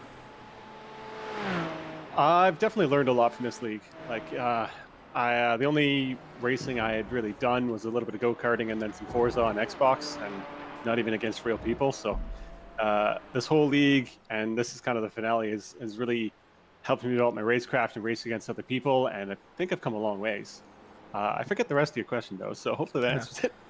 I was just saying, how much or what is iRacing kind of helped you and kind of, I guess, mentally prepared you for when you try to do this in real life? Well, it's definitely taught me patience. That's something that I definitely struggled with for the first couple races in the regular league. But I think I kind of learned that, and even as the tires are falling off and the conditions are changing, I just focused on the endurance racing style of you kind of pick a reference lap and don't push too hard and hit your markers and keep your head down. And I think that really showed up in my consistency, and I think we're starting to reel down the class person ahead of us. So. Well, yeah, I guess talking about the this race, you're currently 1 lap down overall, but there is 10 cars on this lap, so a lot of positions to be gained or lost, as this number 10 team crashed entry is right in the middle of that lap in terms of positioning. What is I guess, the strategic plan to either improve that position or kind of hold station? Well, I guess for strategy, we'd always be planning on doing 3 stops and 4 stints. Unfortunately, Chris got a little bit tangled up in traffic on the first couple laps, so we had to pit for a quick repair, and we tossed in a splash of fuel to make sure we'd have enough. So hopefully in the last stop, we can save a couple seconds by putting in just the right amount of fuel to get to the end, and maybe that'll help us gain a position or two. But other than that, it's just keep pushing, don't risk the car too much, and see what happens at the end. All right, so I'm going to, I guess, trail back a little bit. And your experience with Operation Motorsport, what is what have they been able to do for you, and how have they, what kind of an impact have they made on your life? They have been so helpful through this transition process. It's always difficult to get medically released or any kind of release, but a medical release is especially difficult. I was definitely quite a bit younger than most people when they get medically released, and I was a little bit lacking in direction. I didn't really know what to do or where to go. So it was great to take part in these activities and meet so many people and have awesome experiences. And because of that, I have a place on a couple teams now. Whenever they need me or whenever I want, I can go out and participate more. And it's definitely helped me become motivated and set some goals for myself. And so without this, I don't think I would have pushed myself to, do my master's program and all the other things I've been doing in the meantime. So it's been awesome. That's phenomenal to hear. I'm very happy for you in that sense. What are some of the opportunities you get to participate in because of them? Well, the biggest 2 for me were the race of Remembrance for the past 2 years. That's definitely the highlight of most of my years, honestly, because it's just such a bonding experience. The other activities that I got to participate in was, well, the iRacing leagues, which are awesome, but even just racing weekends with new teams or teams that I've worked with before. Getting to go out and work on cars and watch cars go on a racetrack there's never a bad day at a racetrack. So I'll say I think we can all agree as race fans, it's kind of magical to a race fan's perspective when you enter the track and the atmosphere around it. And I guess that being said, how has your, I guess, attraction to racing grown because of Operation Motorsports? If there was really even room for you to have attraction to grow. Well, I always had a little bit of a racing bug, and in university I did the Formula SE team, and I got into that more on the design side and actually just making a really fast car. But it kind of died down as I finished university and then did the Air Force for a few years. So it picked right back up as soon as I got back into it. And it's definitely something that I crave when it's been a couple months that I haven't been able to go out and do my own racing. So yeah, it's definitely enhanced it. Well, right on. And so we're gonna, I guess you're kind of leaving your teammate out a little bit, having that partner there. So we'll let you get back to it. Thank you so much for joining us, especially in the middle of the race, and being able to talk to us about what this means to you and what you've been able to accomplish with Operation Motorsports and being a part of this iRace of Remembrance. So once again, thank you, Theo Brolsema, for joining us, and best of luck to you in the final 2.5 hours of this event. Well, thank you so much for having me, and I look forward to watching the broadcast later. So thanks. Sweet. Thank you. And with that being said, we're going to move on to one of our picture-in-picture interviews with Theo Brolsema, and yeah, we'll take that away right now.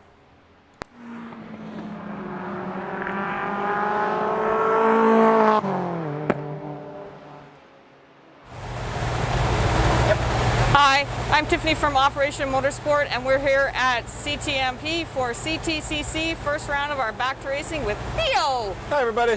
So I'm just going to ask Theo a couple of questions. As you can see, we are all masked up, and you'll have to pardon us. It's a little bit hard to breathe and talk at the same time. So, Theo, I know that you've done some track days at Calabogie. Can you tell me, how's it feel to be back at the track? It feels really good. Just being here, competing again, I'm a pretty competitive person. So Calibogie, the races were fun, but they're kind of like an intro to the season, getting warmed up again. This is the first real competition again. So we got a field of about 7 or 8 TCR cars, and it's looking like a good season for that. So, What's the best part about being here today, this weekend? I don't really know. No, You don't, I nothing, don't really know. Nothing really comes to mind. I really like it. it's just that whole atmosphere. Yeah, the It's whole different. atmosphere, just being out of the house again.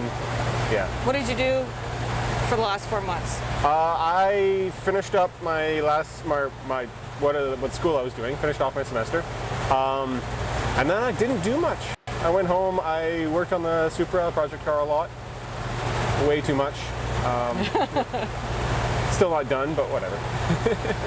That's all right. Yeah. So, how has coming back to the track or knowing that this is what's going to happen, how's it affected your mental health? It's definitely been like a bit motivating. Kind of as a goal that I need to, keep working out, keep taking care of myself to get ready for this, so I can perform again. And it's nice to see that I am in a good place now. And So you're not tired or beat up or anything? No, I can That's show up good. and do like 3 back-to-back 18-hour days, and I'm fine. And you're fine. So, Good. yeah. So you've been with Operation Motorsport for 2 years now. Mm-hmm. If you can think back, I guess upon reflection, Yeah. how has this helped you? It's definitely gave me direction, and that's the biggest thing, I think. Because coming out of the military, I was really not sure of what I wanted to do. And even though I'm still not sure of what I want to do, ever, it's definitely it gives me a way to learn and a way to progress in a meaningful way. And that's been really helpful. So has it encouraged you to try new things? Oh, definitely.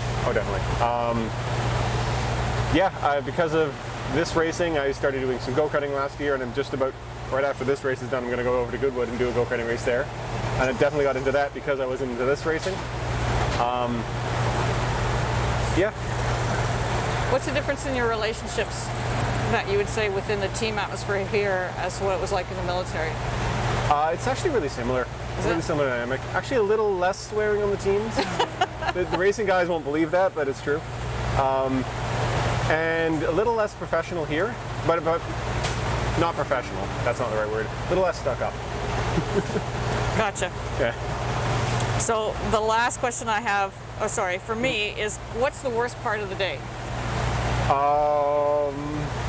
Waking up and no, I'm joking. I agree. The worst part about this weekend is that we had so much to do on Friday. It was like back-to-back sessions, 5 sessions in a day. And then Saturday and Sunday, it's like, get here super early in the morning, do your qualifying, and then sit around for 4 hours. And do nothing. So, Okay. it's a little bit of hanging out. I think I'm going to take the cart around and go explore and find some more friends and say hi, and do that sort of thing. So I have a question from Ron Tomlinson, and he Okay. asks, what drove you to join the military? He doesn't understand what would make you take that Okay. path. And everybody's answer is different. Yeah, I'm going to have to think about that one for a little bit.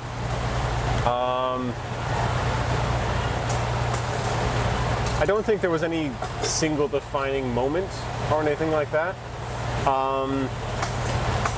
I always liked aircraft and I liked flying, and from that came a kind of an obsession with the technical side of it. And so I did want to do engineering for a while. My whole family's engineers, but I also wanted to do something a little different. Right getting out of high school, I did a 5th year high school because I didn't really know what I wanted to do.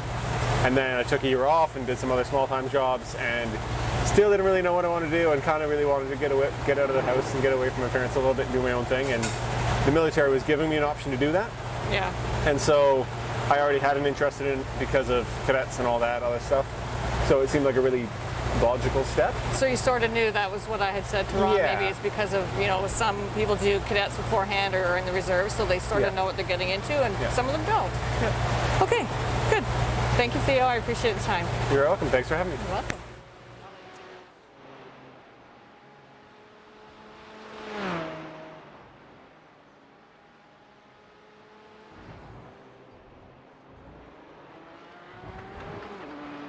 Welcome back, race fans. Back here at Sebring, and we never really left. You just had a more in depth of a view of what Fia Brosma, who he is, and how he's been affected by the great folks at Operation Motorsports.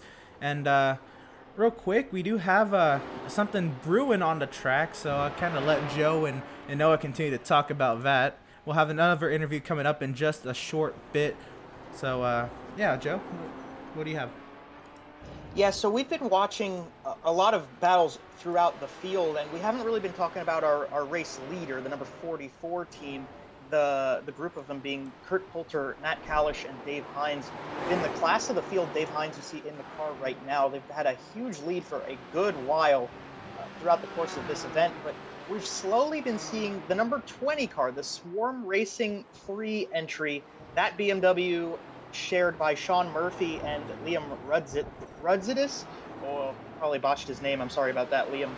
We've slowly been seeing them gain time on the number 44 machine, just slowly picking into that lead. And Noah, that's the type of racing that you expect to see, just slowly picking into race leads in an endurance event like this. Yeah, you're not really going to see too many people be able to, like you would see in maybe an oval, or like a circuit racing event on an oval, where you can see them over the course of a run really close it down there. No, with how these races go, with over about 2.5 hours remaining, you're going to see these guys little by little chomp away at that lead. Like, it closed about a second, it's about to close another second for the looks of it, because it already closes 4/10 and he's only really halfway through the lap. So he is starting to close that gap down little by little. So that's what you're going to see over the course of these 2.5 hours. He's not going to be going full out over the course of the next pit stop. No, he's going to bide his time, keep it in one piece, and then maybe by the hour mark you'll see a big difference, unless something happens that spreads these two apart. But right now, the number 20 car is really starting to find its rhythm and pick up the pace to catch up to that 44 car. He's been leading since we've really gotten to booth. He's been the leader of the whole race comfortably, and now he's seeing that lead start to evaporate, because he was running about 30 seconds for the most part. Right, so that is definitely something we'll be watching, is that lead battle, as Noah said, cut in half, as right now race leader in that BMW CCA Club iRacing entry works his way through lap traffic. And that being said, we have another interview when we have Travis Hill into the booth. And Travis, you got me? Yes, sir, I got you. Thanks for having me, guys. Right on. So first, what have you been watching the event, and if so, have you enjoyed it? And how's Tooth Autosport doing? Good. I'm actually, it's funny, I'm not even driving with Tooth today. I'm running with Crashed. Unfortunately, I wasn't able to jump on as a driver with some internet issues, but I've been hanging out with Theo and Chris and spotting and just trying to get them up through the field and have some fun. Oh, well, we just talked to Theo about his entry. So I guess what have you one quick question about them. What have you seen out of the entry? Do you think they can improve from 11th right now? There's a lot of cars on their lap. Yeah, we had a good qualifying. I think we definitely have a top 10 car. The guys are running really well. A couple little incidents early on, like in a lot of races, but slowly pulling back up through the field. Theo just had an awesome stint. I know he doesn't, he kind of downplays a little bit of his driving at times. We were joking about it, but when you're in the seat, right, you're always thinking about the time you think you gave up. But just looking at his progression, it was an incredible stint. Very consistent, very fast. Only one incident point from a little off track. So it was really cool to see that and see that progression. That's great to hear. Hoping the best for that number 10 team, but you are, what I have listed here is the team principal at Tooth Autosport. And that being said, I know their entry isn't your primary concern, at least right now in the race, but they're right now running 18th overall. And it's been a rough go. There's still some positions they can make up on their lap. I don't know how much you've been checking in. But if you have, what have you kind of seen out of Tooth Autosport? Any troubles or any experiences that they've been going through this race? To be honest, I actually have not seen how that race was going with Trevor and his co-driver. I actually haven't quite been involved there. I've been focusing on our car here, just trying to focus with Theo and Chris, like I said. but a couple times that I did see they were going in and out of pit lane. So I think we'll have to see what's going on there afterwards. All right. Another quick question. Any relation with Trevor? Yes, we are brothers. Okay. Trevor is the driver of that car. So we both are the team principals of Tooth Autosport, the race team. Trevor will be focusing on Tooth Autosport, the sim team, today. But yeah, we are brothers. We come up through and have been working with Operation Motorsports since its inception, since we met Tiffany and Diesel. I think we were running Porsche GT3 Cup Canada and met them at the Toronto Indy. So conversations kind of grow, and it's been really nice seeing all of those beneficiaries, like we've mentioned, come up through these online series and getting more and more experience on the iRacing platform, and hopefully we can give them all a chance to start getting the experience in a real car soon. That's great. I guess this being said, how has Tooth Autosport kind of grown being involved with Operation Motorsport? As mentioned, we met while we were running Porsche GT3 Cup, supporting a car within another team, actually, with FAF Motorsport, the Porsche team out of Toronto area. So we met there, and as our own entity, we've grown quite a lot, actually, along with Operation Motorsport. Now we run a 4-car Audi TCR program, which runs in the Canadian Touring Car Championship, some SRO, and IMSA as well in select events as well. So hopefully once COVID clears up, we'll all be able to go racing with OpMo once again. But obviously Theo during the regular season has been running with us as one of our support engineers with the team and on those Audis. So again, as we grow, our beneficiaries are growing along with us. Operation Motorsport is clearly growing quite well, even in times of the pandemic. So hopefully we can all continue growing and get trackside together once again soon. Oh, for sure. And I guess, yeah, it's also stated here you're a board member here at Operation Motorsport. And so I guess that being said, what impact has Operation Motorsport had on you personally? And then what is your position on that board, and how does that kind of affect the way you go about things right now? So I'm sitting on the U.S. board as a trustee, which is fairly difficult right now when we don't get the opportunities to go and run together and do track events together. But working with OpMo over the last few years. Working with OpMo over the last few years, just trying to work on new programs, new ways to get people involved, how our race team can bring in more beneficiaries as well. Right, and I guess that being said, what are some experiences that being a part of OpMo, I guess you remember the most? I guess interacting with the beneficiaries.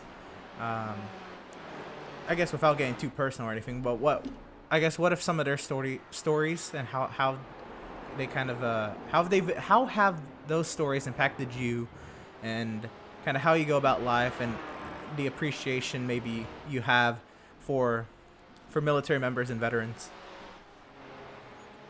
I mean, the biggest question, or the biggest story I'd have to say would be this event last year. I was fortunate enough to be able to drive the Operation Motorsport car along with Mark Pombo at Anglesey Circuit for the 12-hour.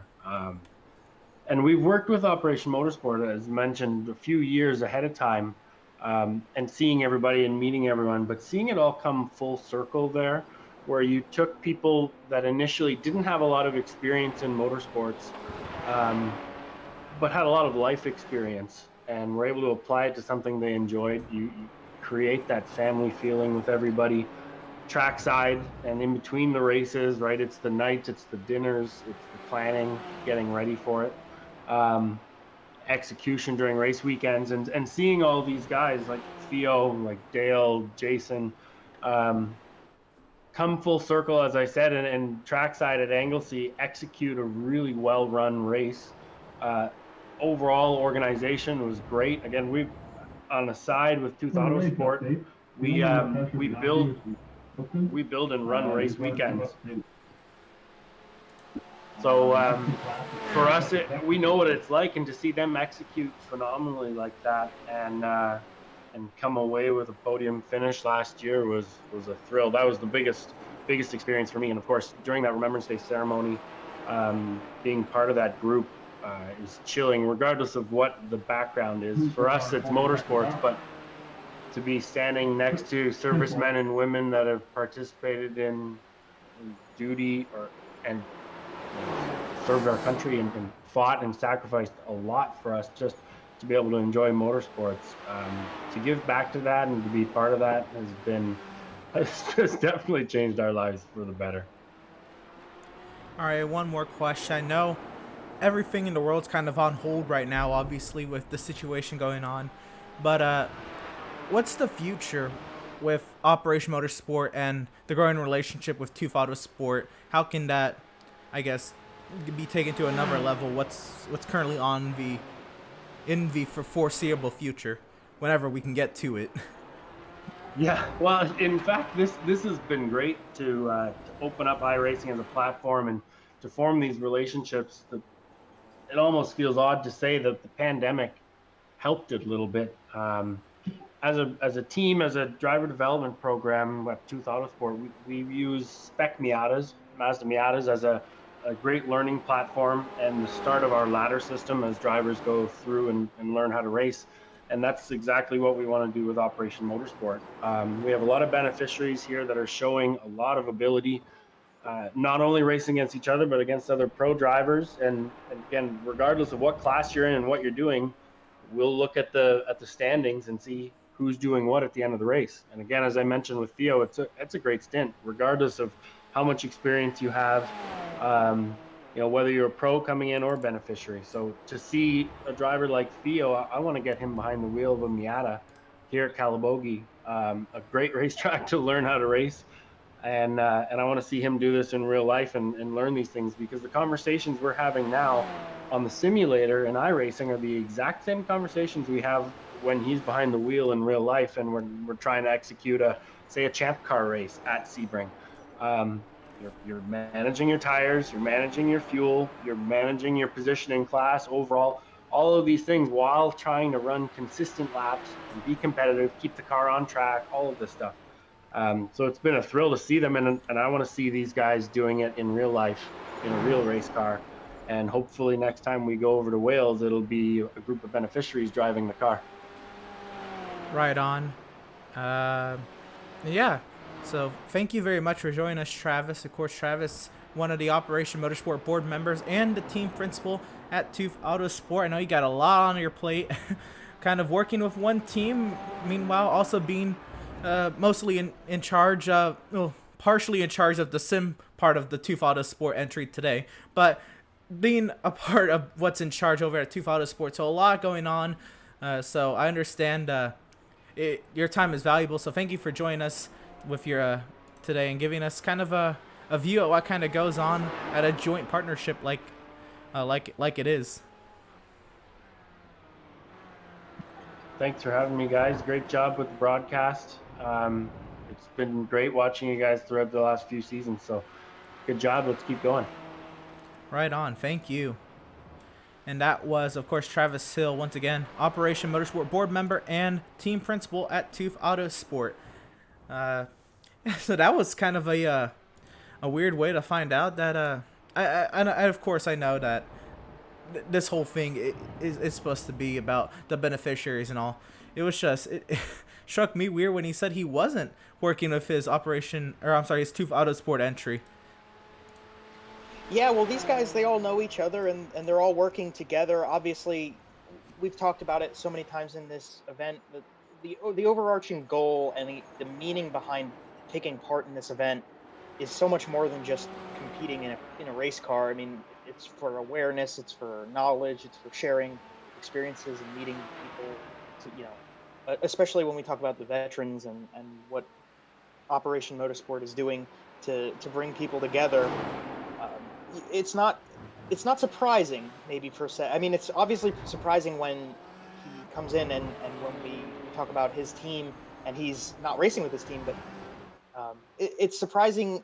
It's not surprising to see these guys working together in a group and knowing all of each other, going between teams, and that's really good. That's something that you don't see obviously in real, real true entertainment motorsports as much, but you see it with the guys who come on iRacing to have a good time and to learn, to meet people, to work with each other. So that's really important, and that's what Operation Motorsport is all about. And obviously, for everybody watching who is or is not aware of what Operation Motorsport is doing, please go check out their website. They're doing a really great thing. This charity has a great cause, helping veterans. You can check them out, operationmotorsport.org. And then also, please be sure to consider donating to their cause, Operation Motorsport out here. Obviously, everything in this world needs money to function, and for what it's worth and what this cause does to help veterans overcome post-traumatic stress, to reassimilate back into regular life, is very valuable to an entire society, and to give back to the people who put so much on the line for the rest of us going out and being part of the military. It's a noble cause, and it's a very brave thing of them to do. So obviously, on behalf of Pit Stop TV, we certainly thank them for their service. Very grateful for what they've done, and we're very proud of them for being able to accomplish that, and then to come back and to be able to put on this great show and be a part of Operation Motorsport. operationmotorsport.org/donate. Please consider going, checking them out, and donating to their worthy cause. Absolutely. So you see right now the lead, while you're doing the interview and running through the incredible organization that is Operation Motorsports, the lead has fallen further. The last time we checked, it was at 15 seconds. He cut that in half and almost then some. It is now almost down to 5 seconds. The Rudit has really figured out his line. He is chomping away at the bits as he is about on the same straightaway as the number 44 of Hines. So now be ready, because maybe in the next 10 minutes you can see that lead drop even further, as there's only a couple lapped cars separating the 44 from the 20. So what we've been seeing all race long, the number 44 running away with the race lead, it has now shrunk. That's 30-second lead, almost a full minute lead at the longest part of the race that 44 team held on to. All the work they put into that is now gone, as that number 20 team has a fast driver behind the wheel of that machine, and they are going to run down and try and take over the overall lead here with only about 2 hours left to go. All right, for what it's worth, we're about to switch over our production crew once again. Andrew will be taking over the helm as lead commentator and producer. Before that, we're gonna get through some of our sponsors that Joe has a couple of them ready. And Joe. Absolutely. So we want to thank our sponsors here at Pit Stop TV, as always, for helping us put on the great shows that we can for you guys. We'll start off with Tucson Sound Art. Your picture, your music. You provide the image you want, and they create a custom, beautifully framed, high-quality canvas with a built-in Bluetooth speaker. You get the best of both worlds, having something to put up on your wall, artistically speaking, and having the Bluetooth speaker conveniently located for your enjoyment of your own personal music selection. With Sound Art, you get the best of both worlds. Visit TucsonSoundArt.com for additional info on this great product. We also want to thank Permanent Makeup and Cryo in Maine. When it comes to your appearance, you deserve the best care that money can buy. At Permanent Makeup and Cryo, the owner, Ashley Bullier, is a certified micropigmentation specialist. She provides professional care and safe and personalized services to you. You can contact Permanent Makeup and Cryo in Maine at permanentmakeupinmaine.com, or call or text them at 207-358-8683. If you're looking for the best solutions for your permanent makeup concerns, give Permanent Makeup and Cryo in Maine a call and book your consultation today. If you visit their Facebook page, Permanent Makeup and Cryo in Maine, you can enter one of their monthly giveaways, and enter it because, who knows, you might just win. Also, as a conclusion to our sponsors ourselves, we have to thank our parent organization, Whiplash Media. Whiplash Media specializes in various sim racing resources, including paint schemes, stream overlays, iRacing camera packs, and more. Whiplash Media is also working on its presence in real racing, offering services like photography, social media management, and public relations, go to whiplash-media.com. Once again, www.whiplash-media.com for more information on that. And Noah, we've been watching this race lead as we got through our sponsors there. It is slowly dwindling, but we're still watching that number 44 car hold on to a great lead as we're coming up on the conclusion of our stint on the broadcast. Yeah, we're starting to run it through to get towards the end of it as we were getting close to going on to the next part of our broadcast here. And they're going to have an incredible time because while we've been going through the middle portion of the race, they're going to come back to see that lead have shrunk massively. And now the 44 has to go in full attack mode to try and keep a hold of that lead, to keep the momentum from the 20 from being able to pass them. Back there in third still, the number 70 Rocket Surgeon Racing of Paul Lindsay. Running back there in the fourth position is Dean Cox, and the number 5 Fission Sim Racing. And then rounding out the top 5 is the number 78 Whiplash Racing Purple Team of David Levine. That is your top 5. He runs a minute and 5 seconds back from your overall leader as he makes his way now through turns 3, 4, and 5 as he gets ready for the run up to the hairpin. Right, so all the action here at Sebring continues on the third part of our broadcast today. Make sure you stick with us on Pit Stop TV for the conclusion of today's iRace Remembrance 6-hour event at Sebring. Again, I'm Emerson Arden with Noah Carmichael, Joe Donahue, and Trey Shuttlesworth continuing the great work on social media. Don't go away. We will for a split second, and then join us on our third part of our broadcast.